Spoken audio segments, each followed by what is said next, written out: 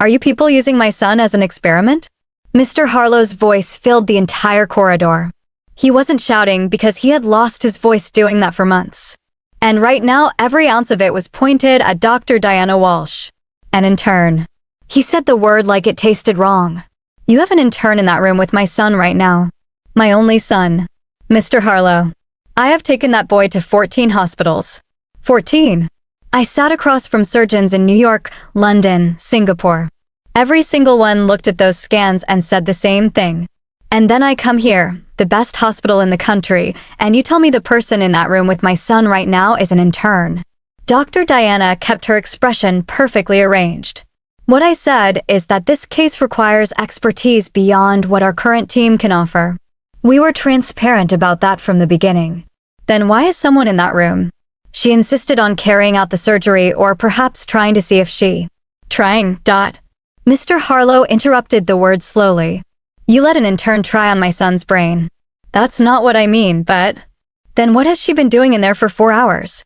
Dr. Diana said nothing. Dr. Adrian stepped forward. Sir, I understand your frustration completely. This hospital takes the care of every patient. I don't want a speech. Mr. Harlow looked at him hard. I want to know what is happening to my son right now. The intern went in against protocol, Dr. Diana said. We asked her not to, but she insisted. And I want to be honest with you, Mr. Harlow. Your son's condition, the location and complexity of the AVM is beyond what any surgeon here can address, not even in Natalie. Mr. Harlow looked at her. This Natalie. Could she have operated on my son? Dr. Adrian opened his mouth. No, Dr. Diana said.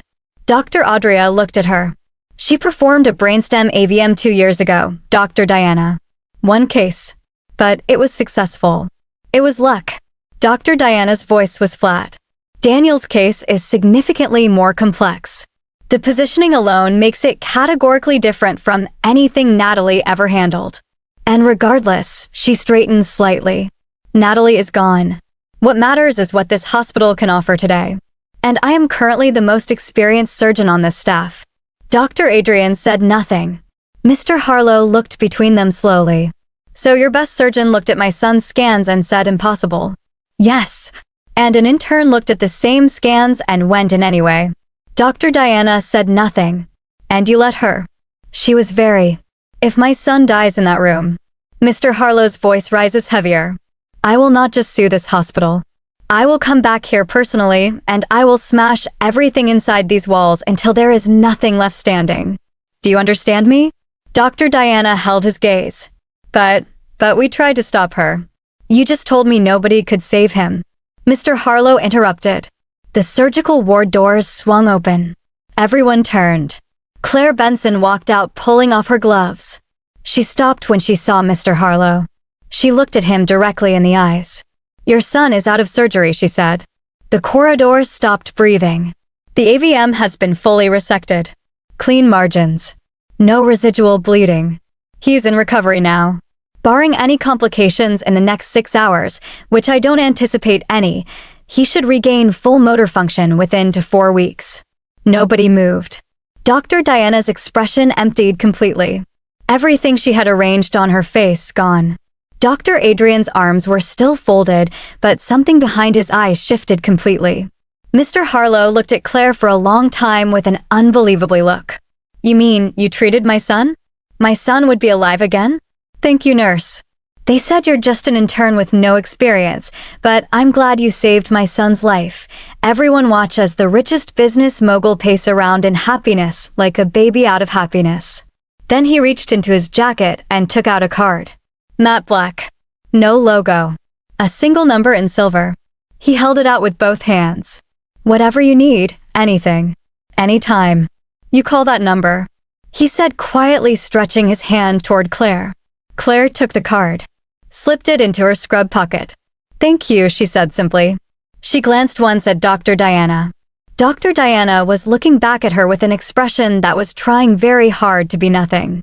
Claire nodded at Mr. Harlow and walked away down the corridor. Dr. Diana stood in the corridor, while Dr. Adrian stood slightly behind her. Where did she train?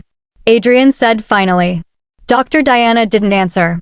She was still looking at the end of the corridor where Claire had disappeared. Dr. Diana called HR before she reached her office. The intern, Claire Benson. I need her full file on my desk in 10 minutes. The file arrived in earlier than the set time. She read every page. Then read it again. Reference from Groot Scher Hospital in Cape Town. Supervised under Dr. Mack's clean disciplinary record. No complaints. No flags. Everything normal. She picked up the phone and called Groot Scher directly.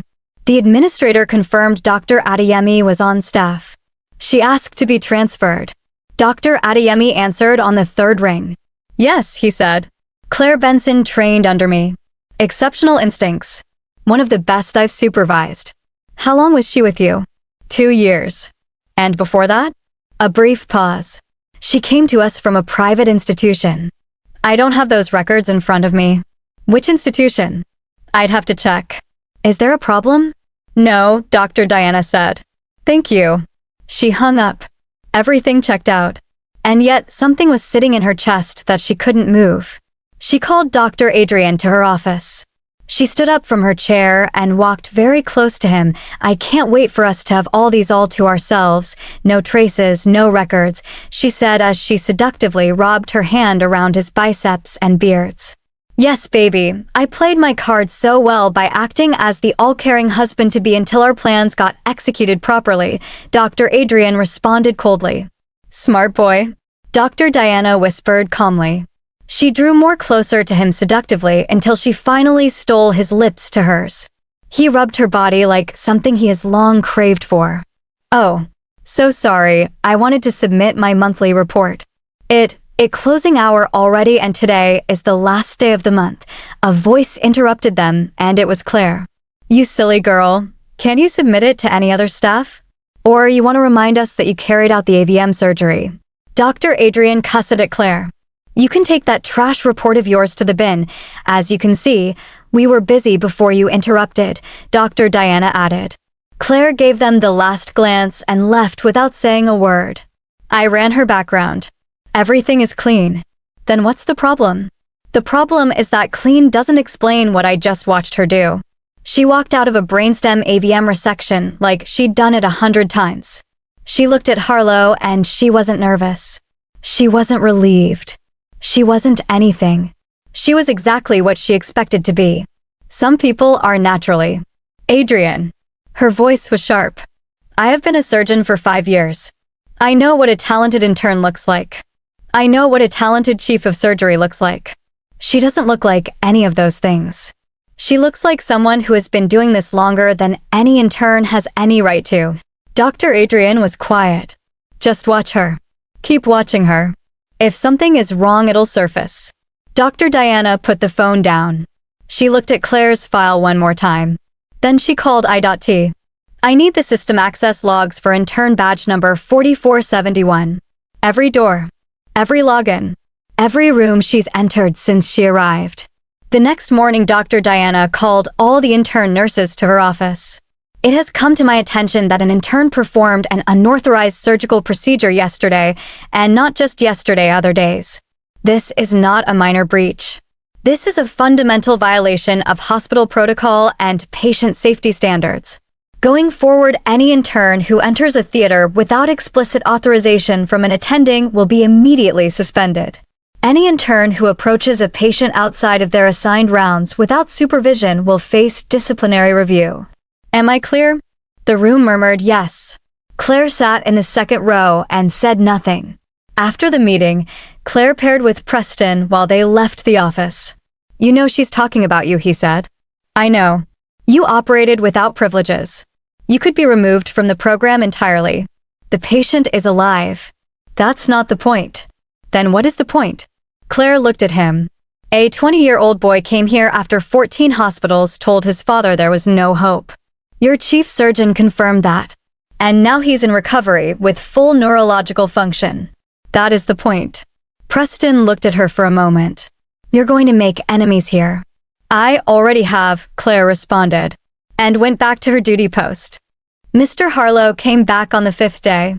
He came to see Daniel, who was sitting up in bed arguing loudly with the physiotherapist about how quickly he should be allowed to walk the corridor unassisted. Then he looked at Claire, who was reviewing Daniel's chart at the foot of the bed. "I want to make a donation to this hospital in Daniel's name," he said. "Whatever department needs it most, you tell me where." "Neurosurgery research," Claire said without looking up. "Third floor lab. It's been underfunded for the past 6 months. The research pipeline has stalled. 2 senior researchers left because the budget was cut, and the equipment maintenance schedule hasn't been met since the past half a year." Mr. Harlow looked at her.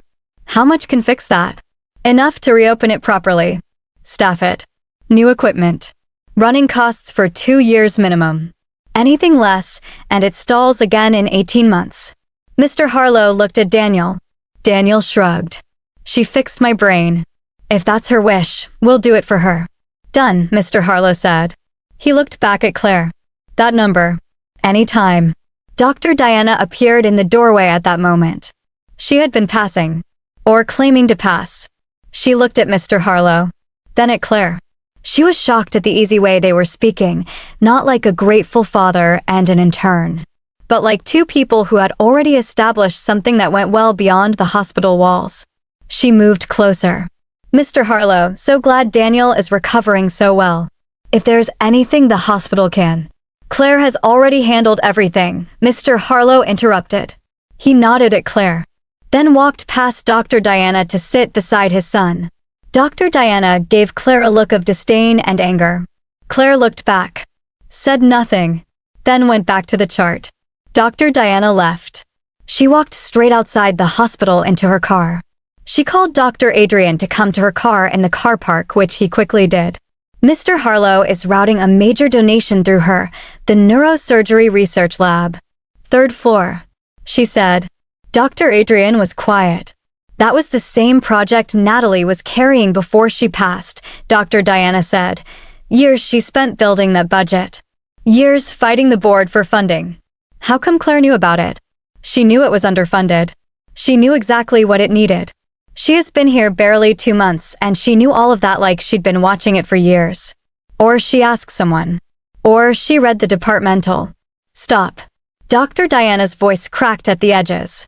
"Stop explaining her away. Every time something comes up you explain it away, and I let you, and I'm done letting you." "Diana, I'm not trying to explain her away. I just don't want you to overthink about her. We need more energy to carry out our plans. We have just a little time left. We need to speed up with every plans," Dr. Adrian responded. "I need you to think very carefully about whether what we did was as clean as we thought it was." "It was clean," Dr. Adrian said. "Everything was clean. She is dead. Whatever this intern is, she is not what you're thinking. She cannot be." "Then explain her to me." "I can't." "That's the problem," Dr. Diana said. Immediately, an ambulance siren interrupted them. They both rushed out of the car. It was a patient who slumped on the way. The ambulance assistant brought her out and placed her on the... Wait. Dr. Diana stopped the 2 nurses who were rushing the patient in. "Doctor, she's losing consciousness. We need to." "No. She's already on the verge of death. We can't take her in. We don't want to increase the mortality rate of this hospital," Dr. Diana interrupted. "Can you see she's losing her breath? You want her to die in this hospital? Please take her back to where you brought her, or perhaps another hospital," Dr. Adrian added. "That's the exact reason we need to try our best first." "She's losing her breath, and what the chief doctor is saying is to take her out? A hospital that stands as the best? Which other hospital would accept them if we reject them?" Claire said as she rushed to the scene. "Chief doctors, you said, and who are you, an ordinary intern, to question that?" Dr. Diana asked. Claire looked at her, then at Dr. Adrian. She didn't say anything else to them. She rushed the patient to resuscitate her while the other nurses joined her. Dr. Diana and Dr. Adrian looked speechless as they all ran past them. "This is getting out of hand. I'm going to kick her ass out of this hospital," Dr. Diana cussed. "You don't have to. Her internship ends in just few weeks from now. And you know we don't need to raise any dust because of our plans.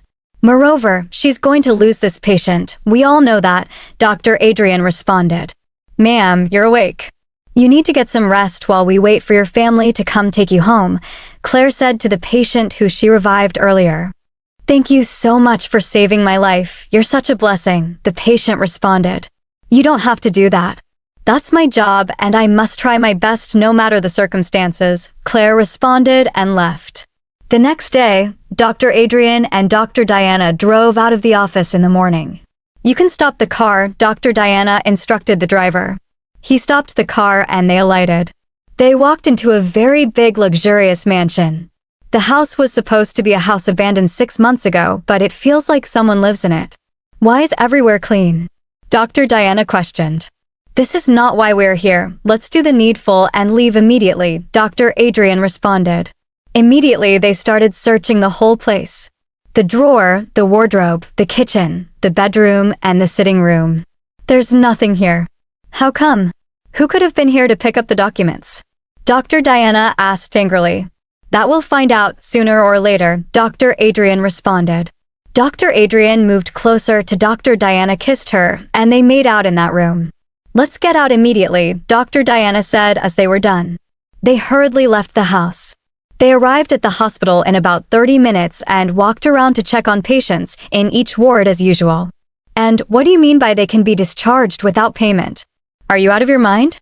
Dr. Diana interrupted a scene in a ward. It was Claire and a patient.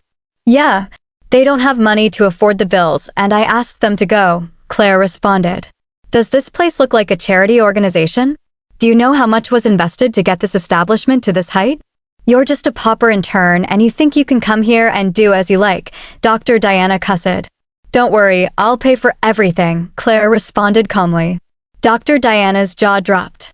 She was shocked that a low-life intern wants to foot a bill of over $1,000. You think you can afford that? This patient has been here for months and his bill is $1,500.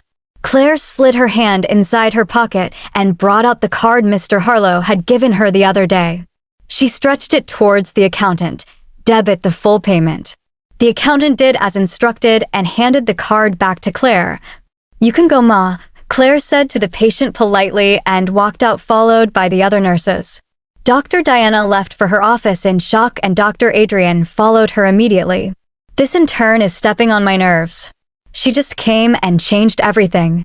She caused everyone to like her and obey her. Even the other interns now follow her rule. I can't stand this. This hospital is mine. Natalie is dead and everything belongs to me. They must acknowledge that or I teach them the wrong way. She is slowly taking our glory. Does every operation, takes care of the patient and goes as far as paying their bills. This hospital is going to be ours soonest, and when it does, we'll throw her ass out because we can't do that now without signature of the hospital owner, Dr. Adrian responded. Before then, tomorrow is the monthly general meeting. I'll set some things straight before our full ownership, Dr. Diana said proudly, adjusting her clothes. That same evening, a woman, 41 years old, ruptured cerebral aneurysm. Previously coiled 2 years ago at another hospital. The coil had failed and the bleed was advancing fast. Dr. Farouk opened her up, then stopped. The anatomy was not what the imaging had shown. The coil had migrated. The aneurysm had grown around it in a configuration that made every prepared approach impossible. He stood on the open field and his hands stopped moving. 10 seconds. 20. 30. Yet he wasn't doing anything. Claire was in the theater observing from the back. She walked forward. I need gloves, she said to the scrub nurse. The scrub nurse looked at Dr. Farouk. He said nothing. His hands were still. The scrub nurse gloved her. Claire stepped to the table. Temporary clip on the M2 branch first. Decompress before we approach the dome. The coil has to come out before we can place the permanent clip. Nobody moved for 1 second. Then the scrub nurse moved. And Dr. Farouk stepped back. Claire worked for 2 hours and 4 minutes. When she stepped back, the patient was stable. Every person in that theater stood in the silence of people who have just watched something they cannot explain with the vocabulary they have. She'll need a follow-up angio at 48 hours, Claire said. The M2 territory needs watching. She walked out. Preston was waiting in the corridor. You did it again, he said. Yes. Dr. Diana is going to. I know. She could remove you from the program entirely this time. No warning. Straight out. Preston, that woman in there has 2 children. Both under 10. Her husband has been sitting in this hospital every single day for 4 days. He brought sandwiches yesterday and left them at the nurse's station because he didn't know what else to do. She paused. She's alive. That's all I thought about in there. Preston looked at the theater doors. Then back at Claire. He opened his mouth, closed it, and walked away. It's Thursday morning. Dr. Diana was at the hospital by 6 in the morning. She found the nurses at the nursing station writing up notes. My office. Now, she ordered as she walked past her luxury blazer suit and well-styled hair. Neither of them sat. They followed instructions immediately. Immediately they arrived, she fixed her gaze at Claire. You stepped into Dr. Farouk's theater last night, Dr. Diana said. Dr. Farouk stopped moving. The patient was going to die. You are an intern. She's alive. 2 unauthorized surgeries. 2 impossible surgeries rather, Claire said. Both times your team froze. Both times the patient survived because someone finished the job. The question you should be asking is not why I keep stepping in. The question is why your surgeons keep stopping halfway. Dr. Diana stepped closer. I don't know who you are, she said quietly. I don't know what you're doing here or where you actually came from. But I am going to find out.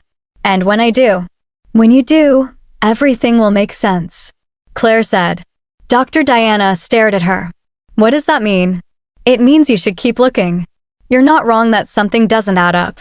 You're just looking in the wrong places. Where should I be looking? Claire held her gaze for one long moment.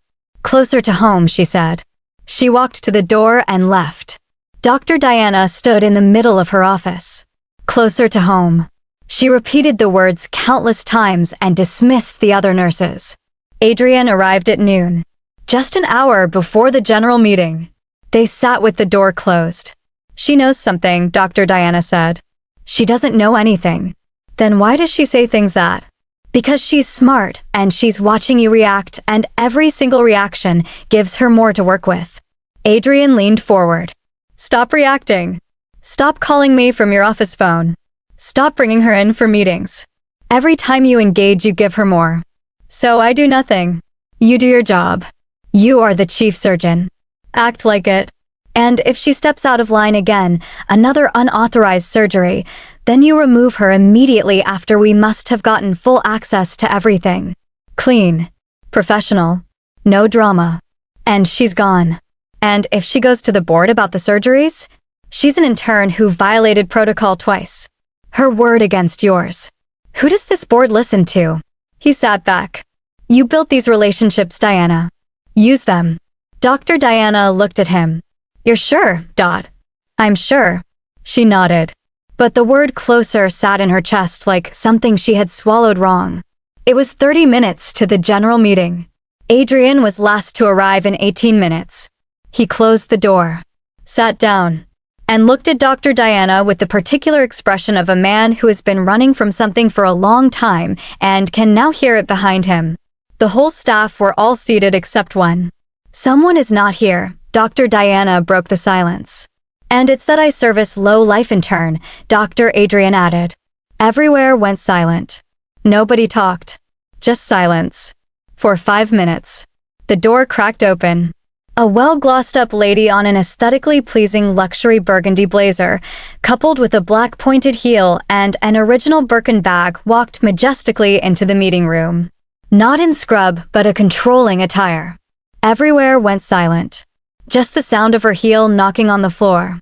Everyone gazed as she walked without looking sideways. Claire.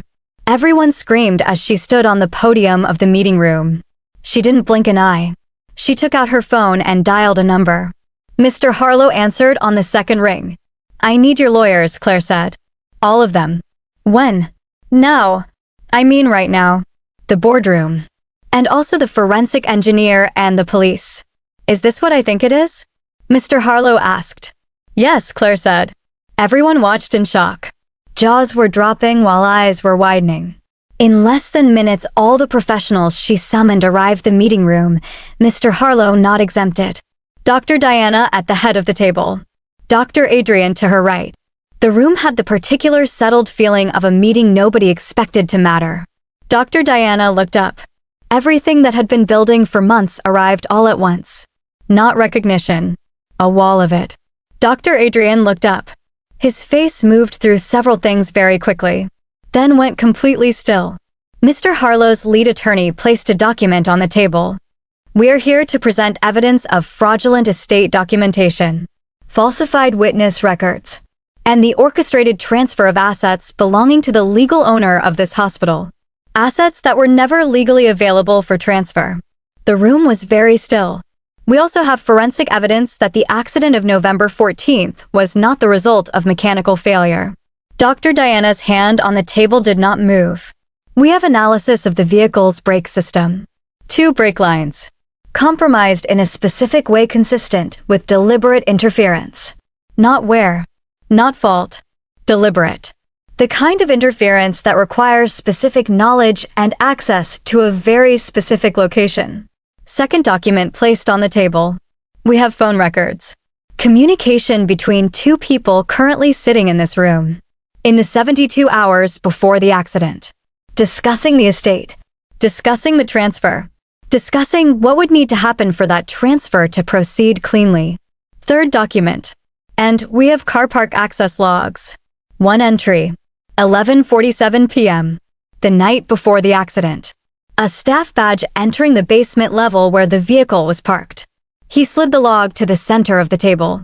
Every member in the meeting looked at it. Then looked at Dr. Adrian. My client would like to address the board directly, the attorney said. He looked at Claire. The room looked at Claire. She reached into her folder. She placed a photograph on the table and slid it slowly down the length of polished wood until it stopped directly in front of Dr. Diana. Dr. Diana looked at the photograph. Looked up at Claire. Down at the photograph. Up at Claire. The jaw. The eyes. The way she held her shoulders. The particular stillness that Dr. Diana had been trying to locate and name for months and had refused to name because naming it meant something she could not accept. She could not refuse it anymore. Oh, Dr. Diana said. Just that. Just the sound that comes out when the floor disappears entirely and everything you built on top of it goes with it. Hello, Dr. Diana. Her real voice. Not the flattened version she had worn for months. Her actual voice, the one Dr. Diana had known for 26 years since birth and across medical school and operating rooms and late nights, and a friendship that had only ever been genuine on one side. Natalie. Dr. Adrian, Dr. Diana, and other old staff echoed at the same time. Yes, Natalie, boss. She responded with a slight smile on her face, which disappeared almost immediately. Dr. Diana's mouth was open. Dr. Adrian made a sound that was not a word. Natalie did not look at him. She kept her eyes on Dr. Diana. I watched your press conference from a hospital bed, she said. You wore my dress. You took my man. You announced to everyone that I was dead. You wanted to be me by all means. You started acting like me, dressed like me, occupied my office. You emulated literally everything about me. Dr. Diana said nothing. Oh, you thought I was dead? You thought I would be gone forever so you can take over the hospital and everything that belongs to me? Dr. Diana bent her head in shame. After the death of your father 20 years ago, your mother couldn't train you. My father took care of you and your mother. Foot your bills and gave you scholarship in same school as me. I thought I had a sister in you, but you gave me nothing but jealousy and wickedness. You never loved medical field, but you decided to do it because I did it. I placed you as the chief surgeon and made sure you get the highest pay. Now, how did you pay me back? Huh? You made one mistake, Natalie said. She placed the forged will on the table. Beside it, the surgical records. I was in theater from 7 a.m. to 7 p.m. on the day this document was witnessed. 12 hours scrubbed in. My hospital's own records confirm it. Every instrument count. Every nurse's initials. I did not sign this. I was not present to sign this. She looked directly at Dr. Diana. Someone forged my signature. And someone witnessed it. She looked at Dr. Adrian. He was looking at the table. The accident was not mechanical failure, Natalie said. The forensic report tells you exactly what was done to those brake lines and exactly what knowledge was required to do it without being detected. My vehicle was parked in this hospital's basement. Adrian's badge entered that basement at 11:47 the night before I drove home on that road. She paused. I have the phone records of the two of you discussing this estate days before the accident. Discussing what would happen to this hospital. Discussing how to make sure I was not coming back. She looked at both of them. I didn't die. I survived with injuries that required months of reconstructive surgery. While I was recovering, I intercepted your communications. I read everything. I heard everything. And when I was well enough, I came back. I walked into this hospital months ago with a new face and a different name, and I spent every single day gathering exactly what I needed to stand in this room with everything assembled and nothing left to explain away. She looked at Adrian again. I thought I had the best partner in you. So all the while you professed how much you love me, they were never true. You were having secret affairs with someone who's supposed to be my sister and friend. You both planned to have me dead and take over everything that belongs to me. Oh, I wish I realized earlier. I trusted you, Adrian. My parents trusted you. They secretly left some properties to be signed in your name after our marriage, which I planned as a surprise for you after our wedding. She looked at both of them again. Let's assume your plans to have me dead had worked out. Was this how you were going to handle the hospital? You lock yourselves up in the office flirting and abandon patients to die. You harass patients. Treat the junior staff like they're nobody. Reject unconscious patients because you don't want to record mortality without even trying out. You don't even fund the hospital. You sack any staff that goes contrary to your rules. I'm so disappointed in the both of you. Bad news? I'll be recovering my original face soon. She wiped her tears. She looked at the board. Everything you need to act is on this table. Dr. Farouk, who had been on this board since Natalie's father built this hospital from nothing and who had been completely silent throughout and whose face had been carrying something enormous since the moment Natalie walked through the door, picked up her pen without being asked. She signed the restoration document. The board member beside her signed. Then the next. One by one around the table. Diana had not moved. She was looking at Natalie the way a person looks at something that has rewritten everything they believed was settled and permanent and truly theirs. You've been here 2 months, walking these corridors. Working in my theater. Sitting across from me in that office. Diana said. Yes. Natalie responded. Right here.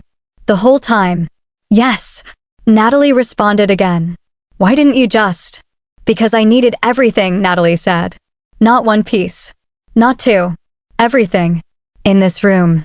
Assembled and undeniable so that when it was done it could never be questioned and never be undone. She paused. You took everything from me, Diana. My parents built this hospital with their own hands. They left it to me. I was their only child. There was no one else. You knew that. You used it. Her voice did not waver once. You took my career. You took my name. You took my face. You and Adrian arranged my death, and you stood at a podium in my dress and performed grief for cameras with a room full of people who believed you. She looked at Diana steadily. I was not going to come back with half a case. Diana said nothing. Something moved across her face. Not remorse. Something smaller than remorse and uglier. I was just as good as you, she said quietly. Almost to herself. Like something she had been saying to herself for years and finally said out loud. I was always just as good. Natalie looked at her. No, she said simply. The Harlow surgery. Daniel Harlow is walking, Natalie said. The woman from Farouk's theater is stable. The AVM 2 years ago that you called luck every time you said it until you believed it. She held Diana's gaze. It was never luck. You needed it to be luck because the alternative was accepting the one thing you could never accept. That was never about me, Diana. That was always about you. Natalie, I'm sorry. I was just jealous of you. The way you had everything easy going for you. You live my dream life. I was just envious and pained. I didn't mean to dash. This is not time for this, sister. It can come later when you're behind bars, Natalie interrupted her. Diana said nothing. The signatures were complete. Mr. Harlow's attorney gathered the documents. The criminal complaint will be filed this afternoon. Both Dr. Diana Volsa and Dr. Adrian Cole will want legal representation present for that process. 2 of the policemen who had entered with Mr. Harlow moved to Diana and Adrian. Diana looked at them. looked at Natalie, then looked away for the last time. Adrian stood slowly. He looked at Natalie. She looked back at him. She had imagined this moment many times during the months of recovery in Sao Paulo. Many different versions. Many things she thought she might feel looking at him. What she actually felt was very close to nothing, which told her everything she needed to know about how real any of it had ever been. "I hope it was worth it," she said. She turned away from both of them. "Take them out," she instructed the policemen. The policeman moved toward Diana first. Diana stood. She didn't resist. She didn't speak. She stood the way a person stands when every option has been removed and the only thing left is how you carry yourself through the door. She looked at Natalie one final time. Natalie looked back. There was nothing left to say between them that hadn't already been said in that room. 15 years of friendship that had only ever been real on one side. 15 years of a woman standing in another woman's shadow and mistaking envy for ambition and ambition for entitlement and entitlement for a reason to do the unthinkable. Diana looked away first. The handcuffs clicked. Adrian stood slowly. He straightened his jacket before the second officer reached him. A small, useless gesture of dignity. Natalie watched him do it. She had spent 8 months imagining what she would feel in this moment looking at him. The man who had sat across from her at dinner and held her hand and said the words and performed every version of love so convincingly that she had never once questioned it. She had imagined anger. She had imagined grief. She had imagined the particular devastation of a betrayal that was also a humiliation. What she actually felt was the absence of all of those things, which was its own kind of answer. "I hope it was worth it," she said quietly. Adrian looked at her. He opened his mouth, then closed it, because there was nothing to say that wouldn't make it worse, and they both knew it. The officers walked them toward the door. The room watched in silence. Not the silence of shock anymore. The silence of something completing. The silence of a room full of people who have just watched the right thing happen and are sitting in the particular stillness of it. The door closed behind them. Natalie stood at the end of the table. She looked at the documents still spread across the polished surface. The forged will, the surgical records, the phone records, the access log with the badge number she had known before she ever came back. She looked at the empty seats where Diana and Adrian had been sitting. Then she looked at the room. All of them looking back at her. Preston at the back with the expression of someone who had been trying to figure out a puzzle for 2 months and has just watched every piece lock into place. Petra with her hands folded and her eyes bright. Dr. Farouk with the particular expression of a man who has a great deal to think about. Mr. Harlow standing to the side with his arms at his rest and his face carrying the quiet satisfaction of a man who pays his debts. Natalie looked at all of them. Then she looked at Dr. Farouk. "Call the surgical team," she said. "I have a patient waiting."